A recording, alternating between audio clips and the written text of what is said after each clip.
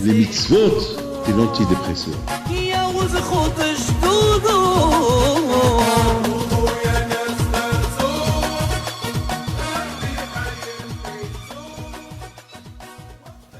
Pshut Marav Rabotai, avec la permission d'Hachem,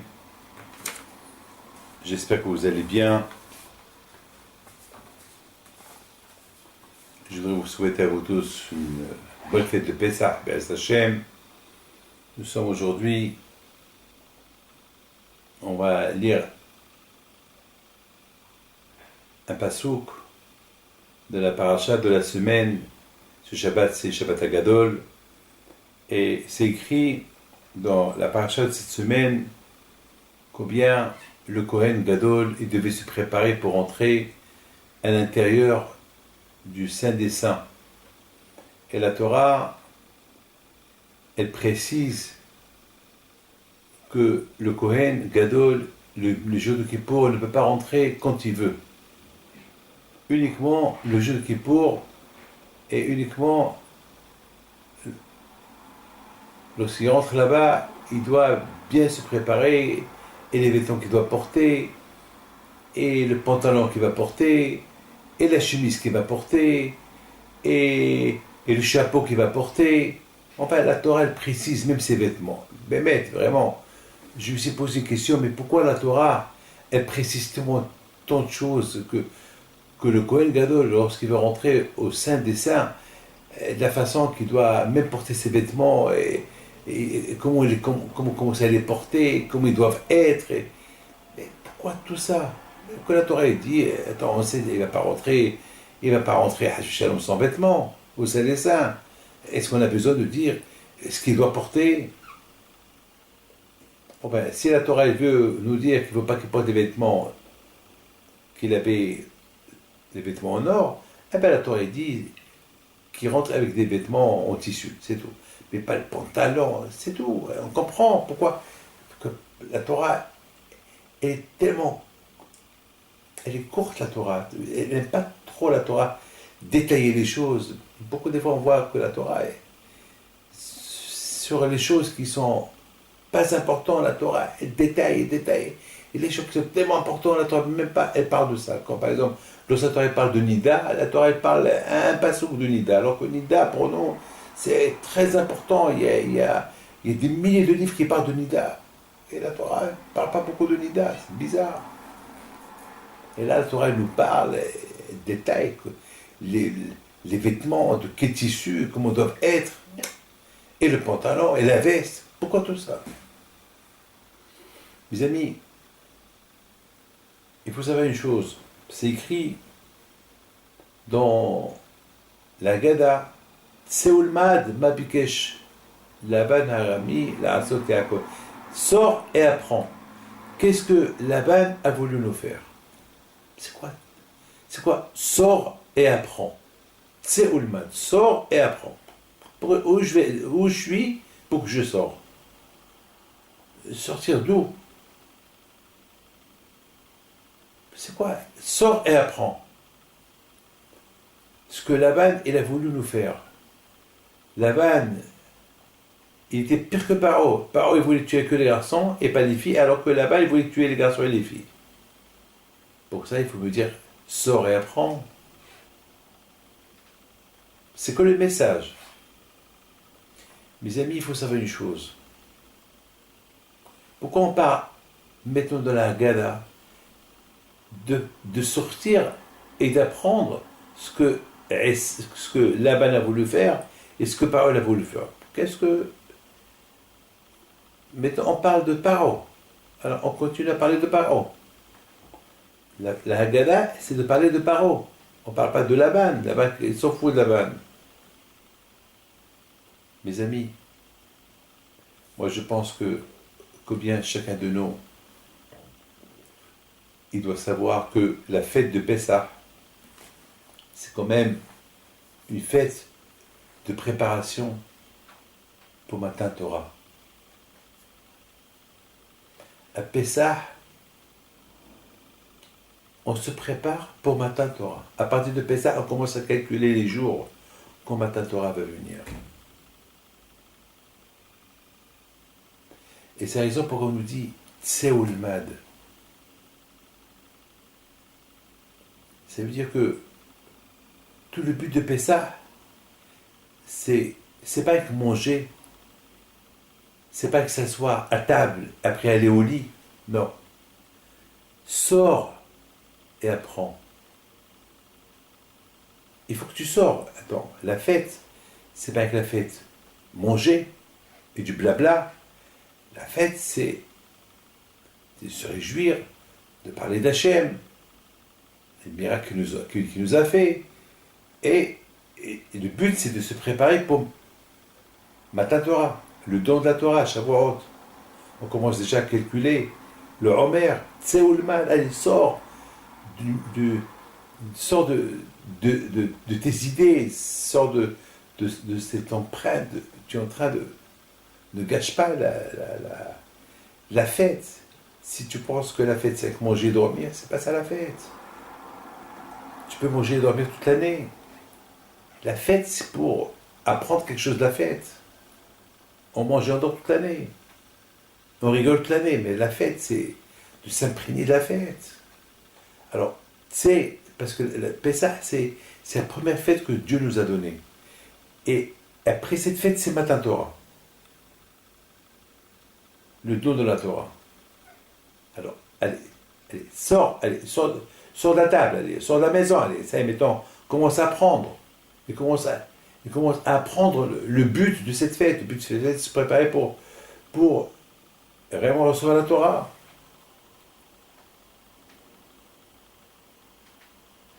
Effectivement, lorsqu'on est à table, on est dans le matériel du manger de la table. Et lorsqu'on sort de ce matériel de la table, on commence à réfléchir. On va aller à l'Yeshiva. On va aller à la synagogue. Et on va commencer à écouter les cours de Torah, vraiment se préparer. Et on va voir, on va découvrir qu'est-ce que le Yetzirah il voulait faire de nous. Parce que Lavan, c'est le symbole du Yetzirah. Le Yetzirah est très très très très fort.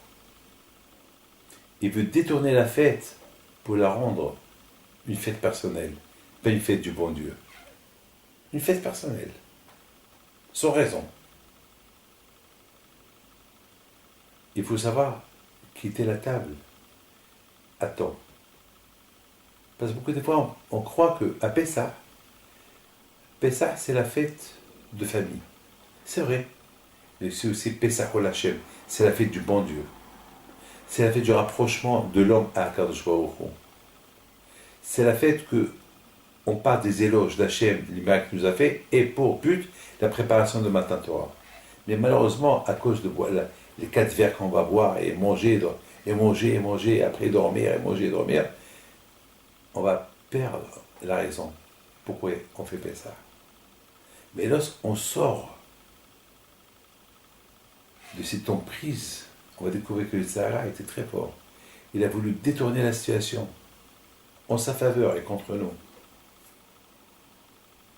Le Sahara, c'est Lavan. Chez Lavan, Bikesh Ta'akol, parce que Lavan, il veut vraiment, il veut détruire l'homme. Le Sahara, il veut détruire. Il veut que l'être humain, il en profite des fêtes pour les rendre ses fêtes personnelles. Manger, boire et parler de bêtises.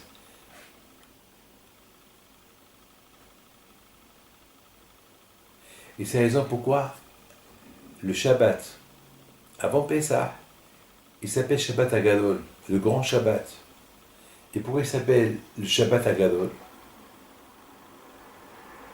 Ben justement, c'est pour te rappeler que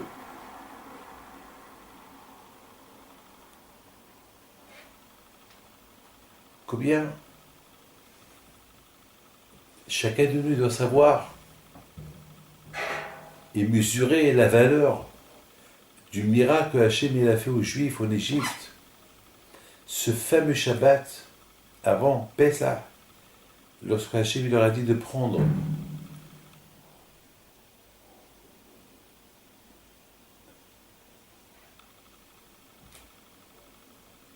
l'agneau pascal pour le sacrifier. Alors que l'agneau à l'époque, c'était le symbole du dieu égyptien. C'est la folie. Et les Juifs, avec amour, sacrifice, ils sont partis devant l'Égyptien, ils ont pris l'agneau qui représentait l'idolâtrie égyptienne. Les Égyptiens vont leur demander, mais qu'est-ce que vous faites? Qu'est-ce que vous faites à notre Dieu? Oui, on va les sacrifier au bon Dieu après-demain. Et les Égyptiens s'énervaient. Ils ont voulu les tuer, et Hachem il a fait le miracle, Hachem il a rendu l'Égyptien faible, qui ne pouvait même pas les regarder en face. C'est-à-dire que la Torah, quelque part, avant Pessah, elle nous prépare. Un mois avant Pessah, on parle des halachot de Pessah. On se prépare un mois à l'avance, je me rappelle, au Maroc, à Essaouira. Vraiment, même un mois et demi avant Pessah, ma mère déjà commencé les préparations de Pessah. Mais justement, tout cela pourquoi? Parce que le Tsar, il sait que le Juif, à partir de Pessah, va commencer à se préparer pour recevoir la Torah.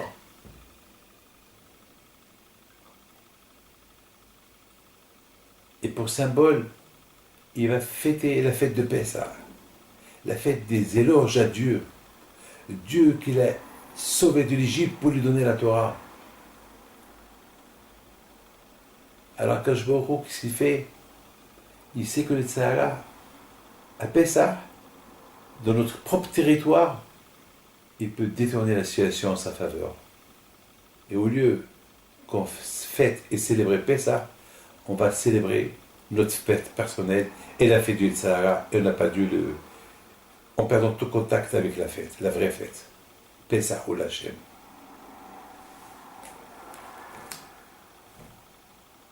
Et c'est la raison pourquoi Hachem nous prépare un mois à l'avance.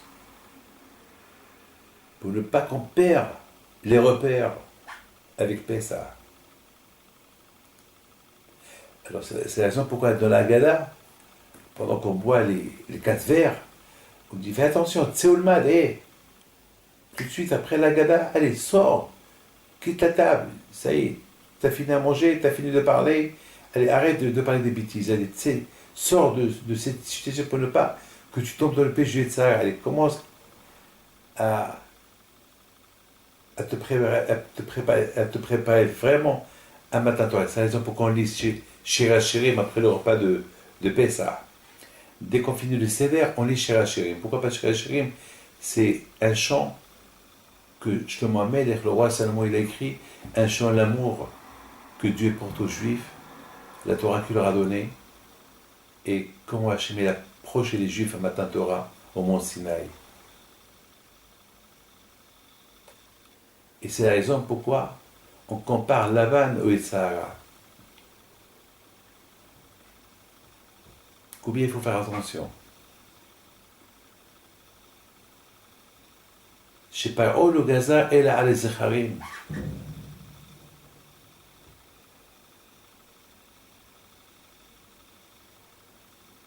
ולבן ביקש לעקור את הכל. Le Tzahara, il a 2 niveaux. Il commence doucement, après il abat la personne. Paro, il voulait tuer que les garçons. Là-bas, il voulait tuer les filles et les garçons. Le Tzahara, il est 2 niveaux. Il peut être Paro, qui va affaiblir l'homme à moitié, et s'il réussit à l'affaiblir à la moitié, il va devenir Laban, qui va complètement le tuer spirituellement.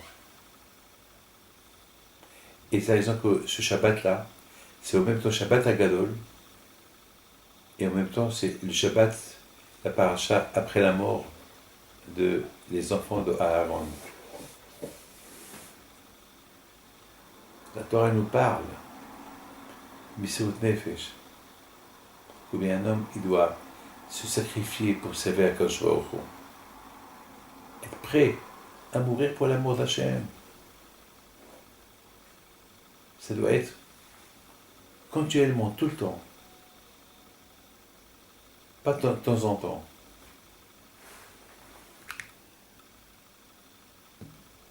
Il faut savoir une chose.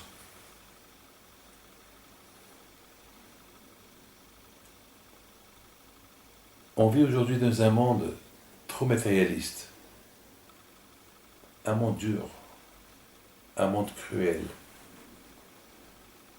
Tout à l'heure, j'ai vu une fille, la pauvre, elle m'a fait de la peine.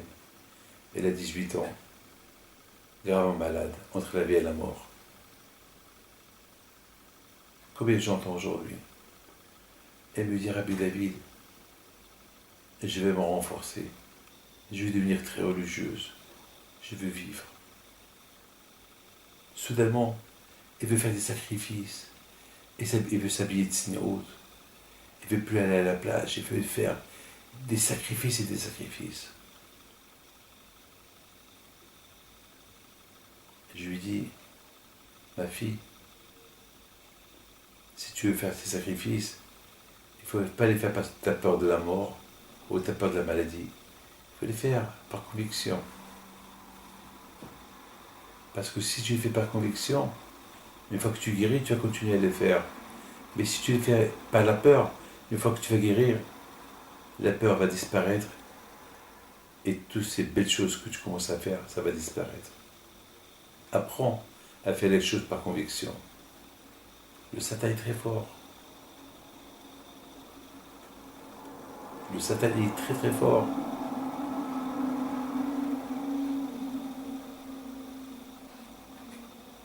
On voit, mes amis, que à Pessah, il y a un sacrifice. Il s'appelle Korban Pessah, le sacrifice de Pessah. Et il a été fait vraiment avec sacrifice. Parce que c'était le dieu égyptien que les Juifs ils devaient sacrifier. Ils devaient égorger. Il y avait un risque que les Égyptiens vont les tuer. Et bien justement, Hachem il a dit au Béné Israël, c'est pas un que vous me dites on est prêt à se sacrifier pour toi. Alors faites-le. Chaque juif, chaque jour, on dit oh, mon Dieu, on est prêt à se sacrifier pour toi, Hachem. Mais on le dit. Mais est-ce qu'on est prêt à le faire? Et surtout, on vit dans un monde de mensonges. Il se peut qu'on ne va pas le faire et qu'on parle. Les Juifs, avant de quitter l'Égypte, Akadosh Baruch Hu, il leur a dit, allez, vous dites que vous m'aimez, vous dites que vous êtes prêt à faire n'importe quoi pour moi, alors prenez le Dieu égyptien, vous allez sacrifier devant eux, et on va voir.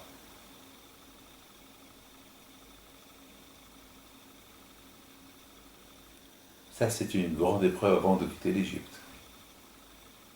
Et les Israël, ils ont surmonté cette épreuve. Ils l'ont fait.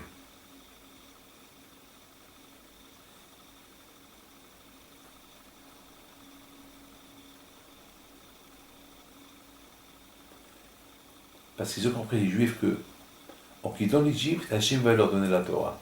Et la Torah, chaque mitzvah de la Torah, c'est un sacrifice. C'est dur d'être juif. C'est dur de faire les mitzvot. Mais, commence, les bons dieux t'aident. Mes amis, Tseoulmad, sors et apprends. Dans la vie, là où tu es, tu sois à les synagogues, le tsar ne va pas te lâcher. Tout de suite, il faut sortir de tes pensées qui te met ça dans ta tête et concentre-toi dans la prière. Tseoulmat, tout de suite. La leçon de Tseoulmat, c'est pas à Pessah que Hachamim ont peur que à force de boire et de manger, tu vas t'oublier, tu vas oublier la raison de Pessah. Tseoulmat, c'est tout le temps. Là, ce que tu fais, chaque mitzvah que tu veux faire, le Yitzhak ne te lâche pas. Il va s'infiltrer dans la mitzvah que tu es en train de faire pour t'embrouiller et te détourner de la mitzvah. Alors tout de suite, fais gaffe, fais attention. Tout de suite, sors de cet engrenage du Tzara qui te prépare et apprends. N'oublie pas, le Tzara, il vient avec deux niveaux.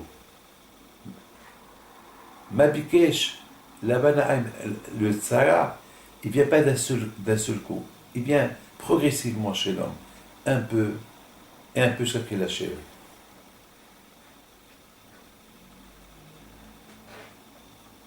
Comment Akash Baruch Hu, il a préparé les Juifs à quitter l'Égypte et recevoir la Torah? Lorsqu'il les a mis dans des épreuves, doucement. Et il faut amuser, parce que la Torah elle est dure. Le plus grand sacrifice, c'est de respecter les Torah et mitzvot. C'est la raison pourquoi Akash Baruch Hu a commencé déjà à les entraîner en Égypte à faire des grands sacrifices. Comme un Pessah. Le sacrifice de sauter. Il faut savoir, pour s'approcher à Dieu, il faut savoir sauter sur le passé. Et c'est pour ça que la fête de Pessah s'appelle Pessah. Je saute sur le passé pour mieux sauter en avant. Je ne peux pas sauter en avant si je n'ai pas sauté le passé.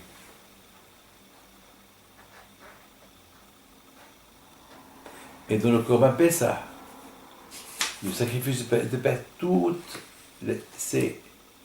tout est concentré dans ce sacrifice de Pessah qu'ils ont fait en Égypte, toute la concentration de la préparation de Matan Torah.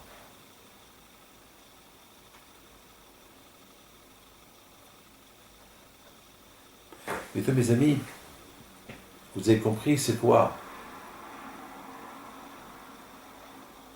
le grand miracle qu'Hachem leur a fait le Shabbat Hagadol en Égypte. Ce grand miracle qu'Hachem leur a fait, c'est pour les enseigner.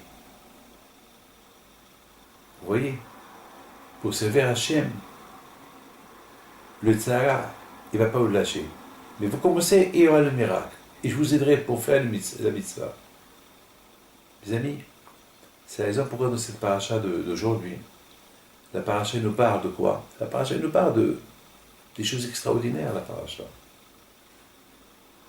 Elle nous parle de comment le Kohen, il se prépare pour rentrer au Saint des Saints. La Torah parle même des vêtements. Parce que même les vêtements que le Kohen Gadol il portait, il fallait que ces vêtements soient saints. Ce pas des vêtements à la mode, c'est pas avec des vêtements super modernes avec lesquels il va rentrer dans le Saint des Saints. Il faut que ce soit des vêtements saints, des vêtements préparés pour servir avec Hachem. Ça veut dire que lorsque le corps il va prier le bon Dieu, même les vêtements qui sont sur le corps aussi vont prier au bon Dieu. Même les vêtements vont prier au bon Dieu. Aujourd'hui, on a des vêtements dans la Pinto, on les embrasse. C'est pas de l'idolâtrie. On embrasse ceux qui les portaient, la sainteté dans ces vêtements, comme le kotel. C'est des pierres. Et c'est des pierres qu'on embrasse, qu'on caresse, parce qu'ils font partie du Beth Amikdash. C'est important que les vêtements que le Kohen Gadol il portait sur lui, c'était important que la Torah elle détaille, elle parle beaucoup d'eux, parce que même les vêtements, ils ont une influence sur le Kohen.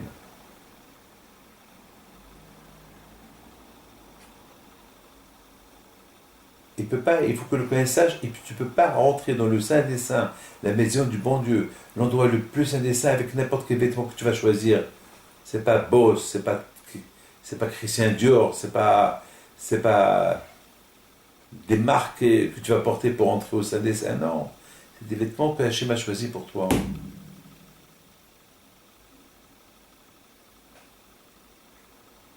Ça veut dire que même les vêtements, ils devaient être saints. Parce que même les vêtements, ils vont donner une influence sur le Kohen. Vous imaginez quelqu'un qui a le iPhone, quelqu'un qui a, je sais pas, des sales photos dans sa poche, il rentre à la synagogue avec, ça va lui donner des mauvaises idées dans la tête. Et qu'est-ce qu'il va prier au bon Dieu?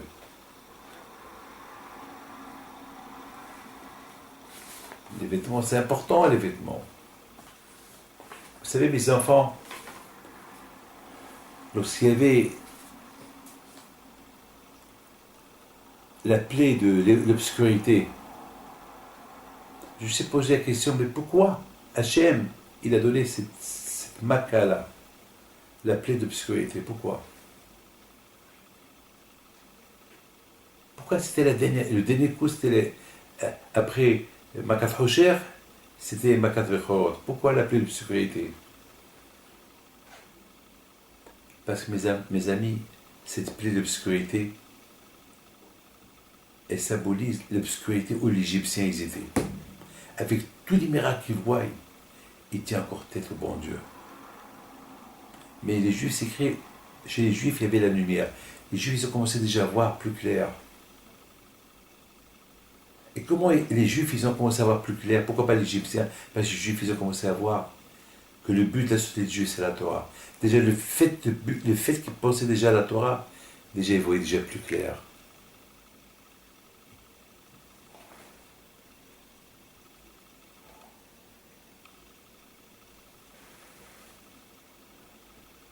Donc, on comprend très bien maintenant que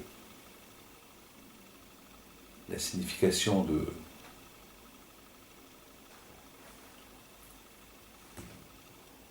cette préparation de Matin Torah, qu'elle passe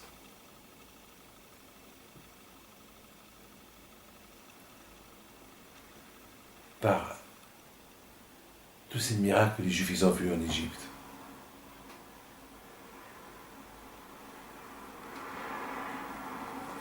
Les amis, Tseoulmad, sors et apprends. Tu sors, si tu continues à la table, manger, boire et parler des bêtises, tu ne vas rien apprendre. Allez, tu as mangé, tu as fait la gada, allez, mais tu as commencé à parler un peu d'Ivrei Torah. Il va dormir avec les Ivrei Torah. Tu es parti à la synagogue, alors va pour prier. Si tu commences à poser des bêtises, parler des bêtises, allez, sors de là, parce que ça va mal finir. Beaucoup de fois on dit, les gens disent, j'ai rien dit, c'est vrai, tu n'as rien dit. Mais c'est comme ça commence. J'ai rien dit, jusqu'à ce que j'ai dit. Et c'est ça la leçon de Pessah. Et tout de Pessah, c'est la première fête juive, donc il y a des leçons à prendre de cette fête. Toute la vie juive, on apprend de cette fête de Pessah. Être annulé devant le bon Dieu, être comme une galette, matzah et pas hametz, pas de gava, pas d'orgueil. Savoir quand commencer, savoir quand s'arrêter, savoir que le tzara, il vient embêter la personne progressivement, pas d'un seul coup, et après il le noie. Voilà la leçon de cette fête de Pessah, que le bon Dieu protège et bonne fête de Pessah. Donc Shabbat Hakadosh, c'est une préparation pour nous, pour Pessah, pour Matin Torah. الحرب نبيت